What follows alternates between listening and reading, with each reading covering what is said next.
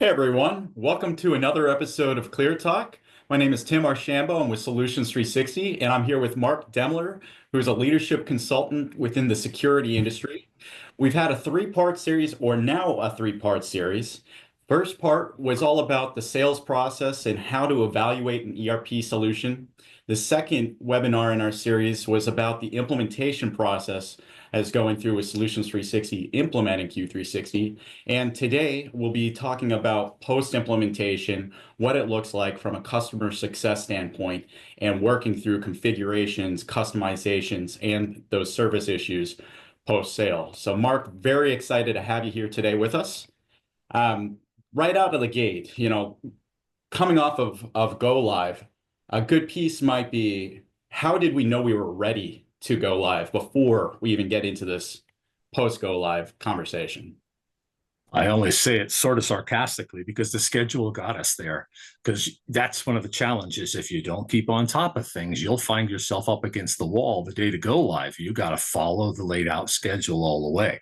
So it's literally a set of check boxes that you have completed every element of the database cleanup, the preparations that the business analyst has put together with you, and all the players, the subject matter experts, have actually finished their training, and the employees have gone through all the training programs as well. So when you can look at the go live preparedness table and you've got check boxes and owners behind every process, you're ready to go, or as ready as you can be. And your database has got to be cleaned up and you take ownership for that. There'll always be tweaks and changes that you're going to make as you go. But you expect that. And that the checklist and the timeline that you leveraged to make sure everything was set in place, was that something that you had built, or was that something Solutions 360 provided somewhere in the middle? What did No, that that look was part of the excellent process package that Q360 puts together. The solutions team put that together with the business analyst. We modified a few things just because our business is a little different together, and agreed upon how some things would be emphasized, some elements would be de-emphasized. But no, it was put together with great history and great background by your team. It's a great document. It's a part of a large amount of documents for guiding this project. So you had a really clear plan of what was going on and a really nice timeline to plan your staff accordingly. We always want things to go perfect. And with so many moving pieces, it doesn't always work that well. Were there any surprises or things that were revealed throughout the implementation that made things move? And if so, how did you shift? Yeah, I'll speak to the getting ready piece just a bit. Your project managers will meet with our project managers one-on-one every single week. You'll review the schedule. You'll know where you are. You'll know if you're falling behind. You know if you're moving ahead. You know where you need to place new emphasis, and you get a chance to ask questions. So not only do you have a great process, but you've got a great staff supporting us all the way through it. Helps us keep an eye on things. That process alone helps eliminate, I would say, 75% of the surprises. The surprises you do find in implementation, some are actually planned because we agree mutually, let's see how this works once we go through implementation, and we'll have time to decide how we want to modify. That would be a given process, say some specialized billing or some specialized service tracking. So we make a conscious decision between us, let's just see how this works. No harm, no foul. But yes, there are always surprises you don't expect, like, gee, I thought I got that part of the database cleaned up, or an SME didn't quite understand a process as well as they thought they did, and they may run an error the first day when they start to do billing or they start to order materials. So a big piece of catching those surprises once they happen, because you said you can't stop all of them, is to make sure you as the project manager is walking among your team literally as a switch is thrown and the process starts to go live. You want to see how people are handling their roles and listen very carefully for any mistakes they make. You really have to be the super content guy. You don't have to know how everything's done as a project manager. That's not necessarily your job, but you sure have to know your people. When somebody in the room says, oh, I didn't know it was going to do that. And you jump on that right away and you analyze that and present that. So you make it really clear as the internal project manager who's in charge of what. You're staying in constant communication with the team. So that way, when you're active listening and you hear those things that might Yeah. not be, you can solve those right there in the throat. Especially your first day. You're as a project manager, you're literally going to be the bird dog. You're going to be running between your team who's on the go live calls, which there will be Zoom calls open full time for the first several weeks. But the Zoom call doesn't have everybody on it. It's a connection point between the customer's project manager, in this case, me, and your business analyst who's running the project from your side. Each of us then fans out to our resources to look for problems and bring solutions. So it's a really well-coordinated process, and it functions exactly the way your team has put it together. And you have to, as a project manager, you've got to be very proactive about finding issues people are having and taking supportive suggestions or answers, from your team, so you can keep the business moving quickly. For us, being a slightly smaller firm with 35, 40 employees, go live day one was actually kind of quiet. I would imagine, and I have done a number of go lives for much larger companies, day one can be pretty exciting if you've got 500 people working in the software. But where you've got 12 people working in the software is like everybody's saying, okay, what's going to happen next? So you tailor your support to the size of your organization as a project manager. Bigger companies, you're going to be a real-time firefighter. Smaller companies, you have time to walk and watch and listen and talk to people and see how they're adapting, evolving on day one. Yeah. So implementation wise, you're going to go live. You got all your ducks in a row. You're following the checklist, the Gantt chart. It's all going smooth. We're working through any hiccups that are there. Now, the first 2 weeks, it's an exciting time. It's all brand new to us. We've finally shut down our older systems. Do you do anything a little bit different for those first 2 weeks or even month as you're rolling out a new software? So the first 2 weeks, that's a really good question. The first 2 weeks are where you start to uncover the things mostly that need to be processes that need to be changed, billing that needs to be modified. Some of the things you predicted that you would be walking into in the first 2 weeks, knowing you're going to need to fix them when they occur. And when I say fix, I don't mean things are broken. It's adapted to the way the customer does business. So those first 2 weeks should be very closely monitored by the project manager and scheduled. You are the air traffic controller during those 2 weeks. The first day, you're the bird dog when you go live. You're taking a more proactive approach if this is going to go smoothly. A project manager is critical to this process. And we've had numerous conversations with your staff about how it improves the process and smooths the bumps. You are going to, as the project manager, report in every morning when that Zoom call opens. You'll have a 3-minute, heads up meeting with your BA, your business analyst, talking about the things that transpired the prior day at close of business. Especially our case, because we're running a couple of hours later than your business analysts do because of the time difference. So we get a chance to debrief. That sets the tone for the day. The customer's staff is not normally in direct contact with your team. They go through the project manager. So folks would start to line up at my door as I walk in the office that day and say, hey, I'm having problems with this process. Oh, can you tell me a little more? I'll make notes. I'll collect the information. The first 2 weeks, there were 10 to 15 of those every day. Many of them were training issues. We just need to go deeper. Some were bumps and things that we hadn't anticipated, but it was all handled in a very organized manner.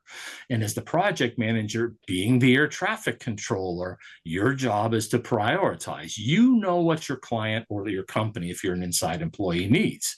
You can't expect the Solutions 360 team to know exactly what you need because they don't live in your organization. They've done an incredible analysis of your business. They've probably caught 90% of everything that needs to occur that is unique, but they still don't live in your business. So it's your job to set the priorities and then present them to the business analysts and the Q360 team real time so that they can decide the resources they need and how best to solve the problem. problem. They may defer a couple of things, say, that's down the road type of stuff. Are you okay with it right now? Yes, we can wait a week. Good. Let's work on a couple of these other elements that will lead up to solving that issue and give us a week. So they'll put a logical progression together to help your team get the information when they need it, where they need it. And that works really well, but only if the project manager takes ownership and responsibility, all the way down to scheduling. I had your guys' schedule. We'd block it. This is going to need an hour. This is going to need 15 minutes. We'd prioritize how much it needed. We'd slot in time, yet leave time for emergencies every day. We would book a day or two in advance if they were just elective surgery type of things that weren't critical. That's part of the prioritizing, and the project manager needs to coordinate well with your team to make that work seamlessly. Yeah, but it does work well. So you're really like a centralized unit to get all of this feedback from the entire organization, really parse that down into some really the highest priority, highest ROI initiatives that we could possibly get. And then you're working with the S360, the Solutions 360 team to tackle those configurations. Yes. Yeah. And for the most part, there's not anything really that your folks haven't seen, even though every business is a little different. And this particular one was quite a boutique style business that does contracting as well as a huge service element, as well as over-the-counter sales in a very unique way with a lot of governmental entities. There are a lot of legal and legislative requirements to the way the business is done, and documentation and reporting that's a little different from many companies. So there might be a shade of the way a company does business that could be different, but in the general prospect, the Solutions 360 team again has done it all. And your business analysts are the best I've ever worked with. I mean, they perform at a CPA and an MBA level. They understand business, and they write code too. I mean, it's amazing that the frontline players you have working with your customers, when they say, "Trust me, we got this," no matter how nerve-wracking it might be, trust me, they got this. Sometimes it can be hard to trust somebody right out of the gate, but you're absolutely right. When you've been doing it this long within one specific industry or a select few, you kind of get that best of breed, and I couldn't agree with you more. The team is very well rounded from both development and process side. So now, that sounds like the first few days, the 10 days, 2 weeks, even a month, you're kind of in fire mode, putting out fires, getting some of this feedback from training. Now, as you progress into a longer term vision and strategy, how do you balance the workflow and the process side, in tweaking that post implementation? The bigger picture, the big element firefighting kind of will go away in the end of the second or the third week. In most companies of a medium to smaller size, you'll be shifting into a lower priority mode where you may not do certain processes every single day, and challenges and needs for change won't become apparent for 4 or 5 weeks. There's a billing cycle, a government billing cycle that my client, this particular client, Electronic Innovations, goes through, and it isn't every week. So they hit this billing cycle at the 2-month level, and it didn't work quite exactly the way everybody thought it should. We couldn't have seen it earlier because they didn't perform it earlier, and it wasn't part of the testing because it was unique government requirements. Easy enough to pull everybody together. The Zoom calls are fewer and shorter duration because there's not so many issues, but you still have the Zoom call running. You just schedule a slot, you work your way through it. Your guys make the changes they need to make. We adjust our procedures and processes, whatever needs to be done, and you do it. But you will still find surprises at the 2-month period, all the way through the 3-month period. They just may not be so broad and so urgent. They could be very simple. We got into the RMA process for return materials and equipment. We don't do RMAs every day in the type of work that we do with the government. So it was 3 months before there was any substantial movement of return material. Again, smaller organization, bigger one could see this every day. And so some of those surprises showed up a little later in the game, and we decided we needed to adjust some of our performance to make it work better. So you've got the short term, the long term. Have you been working with the customer success team yet, as far as utilization of the software? Have you gotten any report out on how it's being leveraged so far? Yeah, we went through our first review, which most companies should do at the 4 to 5 months, somewhere in that range stage. The things you're doing well, you have a wonderful template that your team runs that looks at if we're closing out projects correctly, if we're running the numbers and closing business at the month end on the financials. There's about 42 categories of review that go into 3 or 4 key disciplines, from service to purchasing to whatnot. And that was revealing because we got a chance to see kind of where people were slacking off and going back to older habits, maybe going back to spreadsheets, kind of migrating away from the system. And we could see who actually had really, really bought deeply into the system, was using metrics and numbers. That was a really good meeting, gave us a chance to adjust some perceptions, work with some people, and drive some additional training so people could go back and get more comfortable with the processes they need to perform with the software. Yeah. So yeah, in the process, we realized we were ready because there was less and less development and analysis going on and more day-to-day routine. So customer team then started to engage, and that's been very satisfactory as well. I still take on most of the day-to-day, the smaller stuff, because as a project manager, you learn to become that SME after 5 months, and we'll solve most of our questions in-house. The process works best, again, if it funnels through a single person, whether it's the project manager, whether it's your IT software resource, your business systems manager, whoever, to again be that air traffic controller for some months. So just everybody isn't dropping into the customer support bucket and barraging you guys from different directions. You have a really good process for that kind of communication, and it works best if you have it tied to a single person, and then can fan out at a later date as everybody's reached full comfort level. Certainly. And so you mentioned that, it showed a light on some of the areas you need to improve on, but it also showed a light on people that were really engaged, had really bought into the software, and are really power users for you.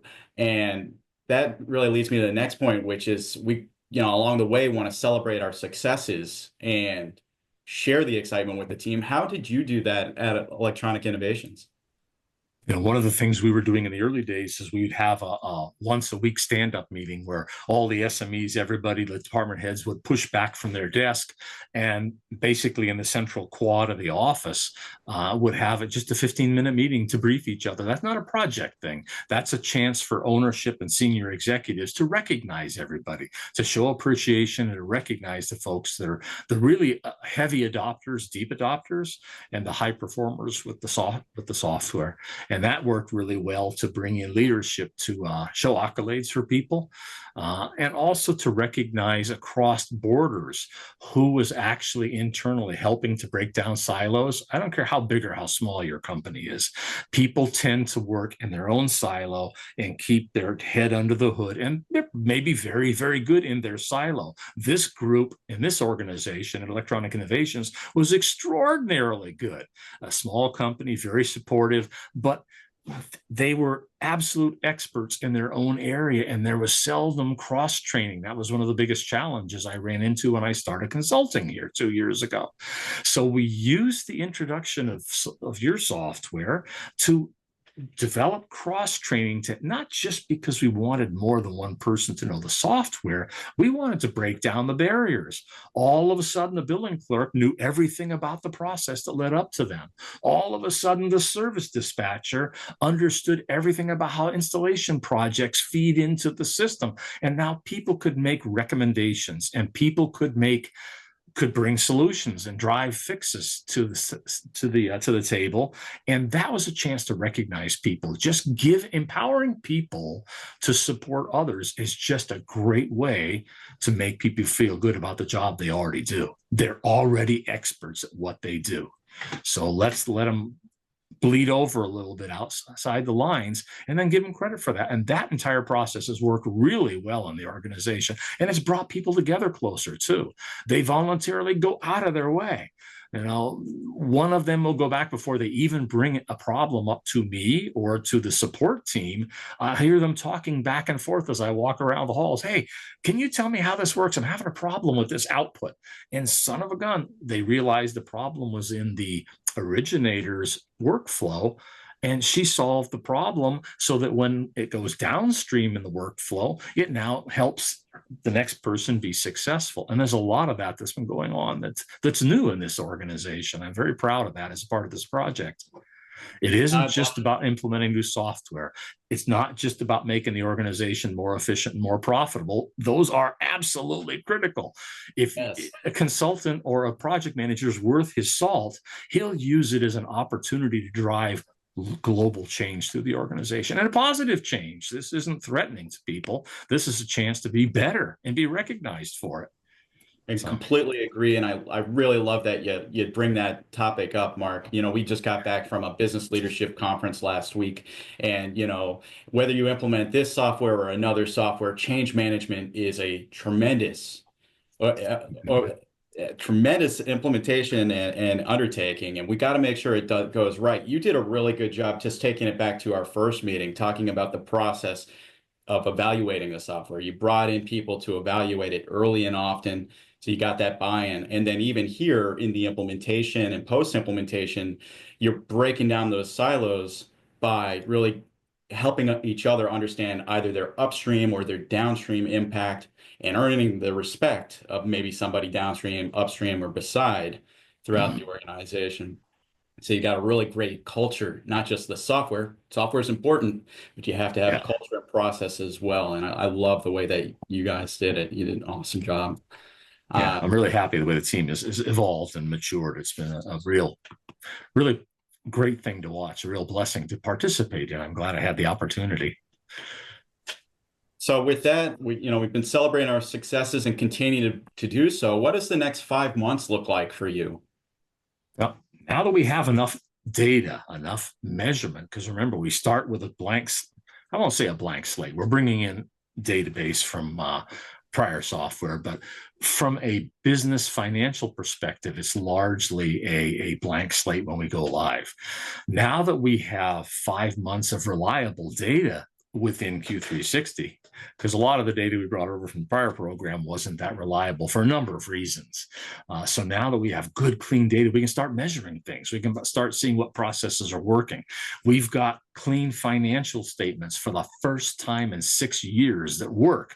So now you can start moving the levers to drive the organization forward. You can start looking for efficiencies, and without those metrics and without that operational and financial data, you couldn't have that. So that 5 months, at least for our size and our speed of an organization, some might be longer, some might be shorter, is the time to really look at how to start using the dashboards and the metrics, the reports, for the benefit of the company and the forecasting. Q360 has an excellent forecasting model, and it's 100% reliant upon all the data in the rearview mirror. So if you don't have good data for the last 5 or 6 months about how you run your projects, your profitability of sales, what your sales pipeline, a funnel looks like, what your manpower projections are, how your financials and your budget looks for the next 12 months, you're not taking advantage of one of the best tools in there. You can model what kind of staffing levels you'll need based upon the trajectory of your sales. You can see what your cash flow is going to look like and know when you're going to be at a time when you can invest in more equipment or selling a different venue of business. That was one of the original attractions to signing on with Solutions 360. And when you start measuring the metrics, that comes part and parcel to it. Now, a balanced perspective, and none of this is bad, but you just still have to work for it. You need the dashboards and the spreadsheet reports to work the way you want them, the way your business flows. They are incredibly flexible. They're very intuitive, and you can modify and change and drop widgets in and choose to measure different things that are provided in the library of reports and dashboards. And we are in the process now of changing some of those measurements just because they're unique to the way we run, because our 3-tier approach to business. But it also gives us a chance to start making sure the data is being pulled from the right places, so the forecasting serves us well. Because the forecasting is at the tail end of this. If all the rest of this isn't in line, forecasting will mean nothing. And again, you will not have taken advantage of one of those powerful tools Q360 has. And So this is kind of the fun stage because you're through the trouble phase. And now that we're opening up the dashboards to everybody to play with the SME, sorry to cut you off there, Tim, because I get so excited about it. Now that we can see this, because we haven't had good financials at this particular client in years, they haven't really used a lot of metrics and measurements to drive the organization. They've had some spreadsheet based stuff that was customized, that was a little bit of manual research here, a little bit of manual research there. None of it was automated.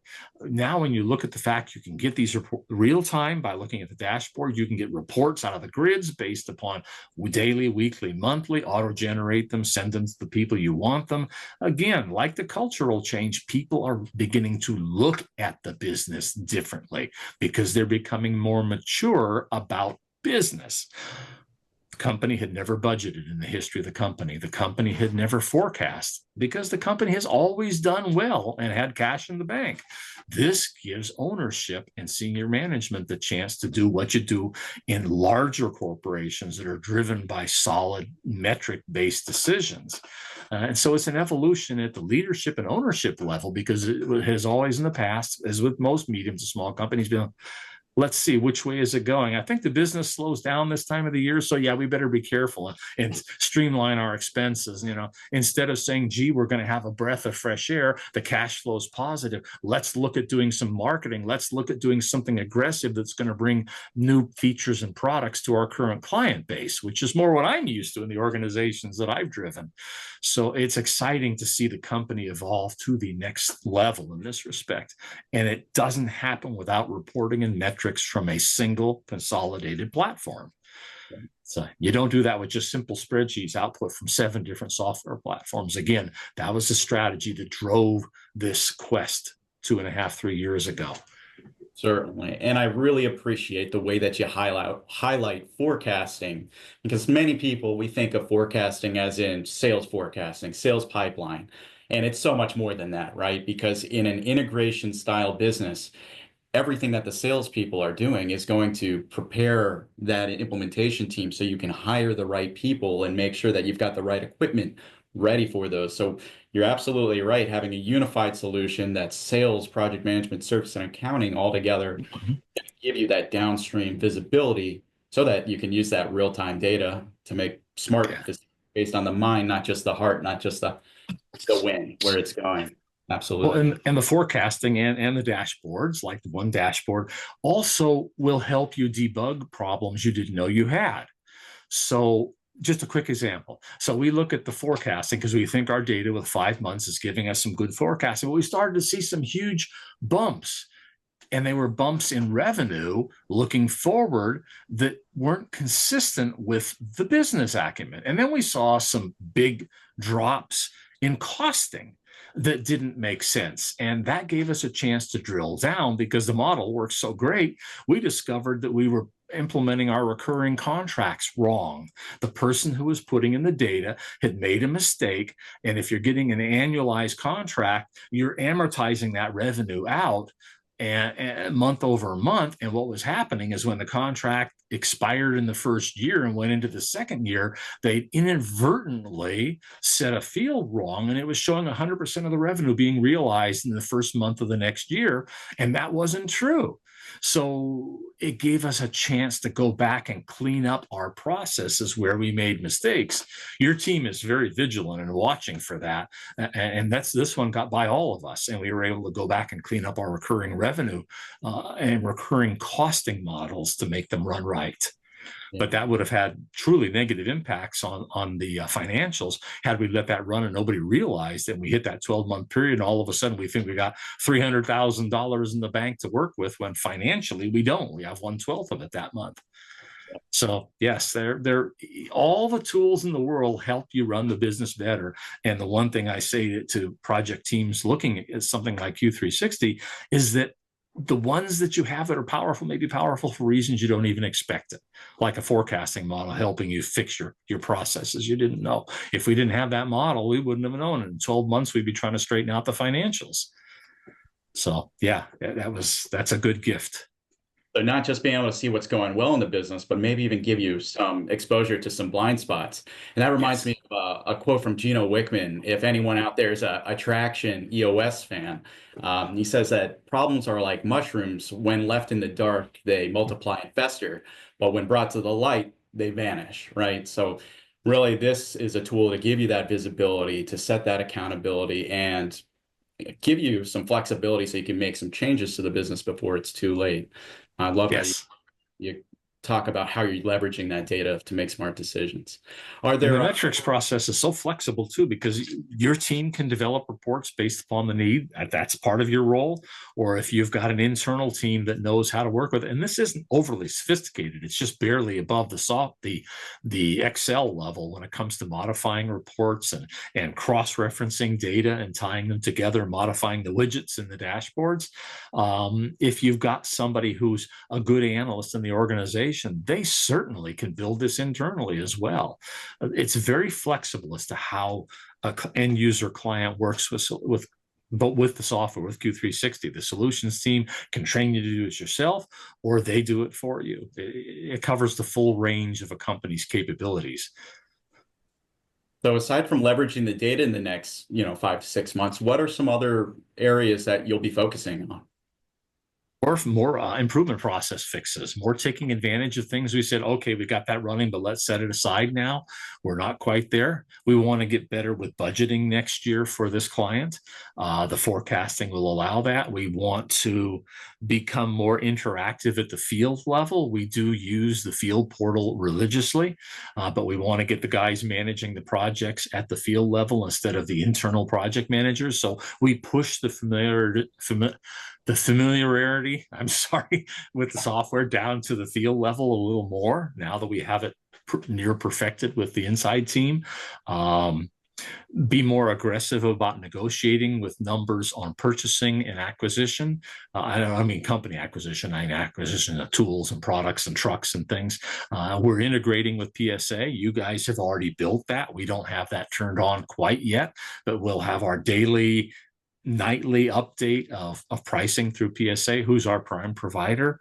And there are 3 or 4 other functional pieces like that. We haven't got our trucks and our vehicles set up as profit centers yet. We do have some very specialized equipment that is more than just a truck you drive around. I mean, we've got loaders, we've got bucket trucks, we have things that we want to be charging by the hour and they become profit centers. Those aren't quite tuned up yet. So there's still a lot of tuning up to take advantage of the sophisticated features that Q360 offers. So this is a list of probably 15 or 20 of those. Not huge projects, but they'll really drive the business forward very well. And with that, our businesses, we're always growing. This industry is always moving. The technology, the people, the process. And so we'll always be working together to figure out that next best step. Are there any last comments or shimmering highlights that you'd like to tie this up with? Think we've taken a pretty deep dive over the last 3 episodes, including this one. I just kind of looking through my last notes from the 3. We've covered them pretty well, and you've been a phenomenal moderator to get me where I would like to go to show people and take them on this journey. It's been, as you can tell, I'm pretty upbeat about it. The process is easy to be upbeat about. From beginning to end, there's a lot of work to be done. But if you work with your team right and you recognize and care for each other and still hold people accountable, you have to hold each other accountable to your scheduling and your tasks. There's no reason this shouldn't be a pleasant, enjoyable process. Again, I've done a number of implementations. I've worked with large companies, big software packages, smaller. This has been a pretty ideal process. It has just the right level of collaboration between the 2 companies. Solutions 360 has, I said before, has got resources, documentation, schedule, process. expectation setting all along the line that is so different from most of the companies I'm working with. And here's where I get to be the pitch man, because again, I try to keep things fairly generic, but this is one of the things that is so positive and so unique, again, from your BAs that are incredibly professional to an understanding of business, to your software coders who get involved directly with us when needed and necessary, to the support team, the ongoing customer team that is absolutely excellent in their responsiveness and how they get back to us and help us solve issues as they open up. Your project managers are definitely second to none. They part bulldog and part heart, and that's what you got to be as a PM, because you got to keep driving people forward. It's been a very ideal relationship, and probably one of the absolute best implementations and choice process that I've ever done. And that's 14, 15 of these now, and with all kinds of different companies. Certainly the first time we all have worked together, and I do it again in a heartbeat. I absolutely. The system is flexible, and there's things that you can do that most other companies won't. It's not just a fixed asset out of the box solution. It's a process and a partnership at all levels, from your sales process to your consulting and internal consulting and analyst team. There hasn't been a moment this hasn't been enjoyable and exciting, which is why it's so easy to be happy about the process. It's been excellent. And it goes both ways. You've been an amazing guest for this Clear Talk, but way beyond that, you've been a fantastic leader, really getting your team rallied around this initiative. You've been there every step of the way, really communicating with our team. Everybody on our team has given you praises as far as how organized this has been. For anybody else who's watching this, if you haven't watched the first two, definitely watch those. You'll get a lot about not only how to evaluate, but how to implement the solution and really hold the team to their highest potential. Mark, thank you so much for being on this Clear Talk, for sharing your wisdom with our team, and looking forward to a very long partnership with you and the Electronic Innovations team. Absolutely. Thank you. And I know you've been putting my contact information out there, and I make that offer to anybody. If you ever want a perspective or have some, behind the room chat about what the experience or recommendations, I'm happy to have that conversation with anybody who's seen these and thinks that they can gain some further benefit. Anything I can offer to help the process work. The goal is, especially you got PSA partners, which we're all very close to, that are looking at you. I'd like to be able to do anything that can be done to help those folks as well, even as just simple conversation and thoughts. Absolutely.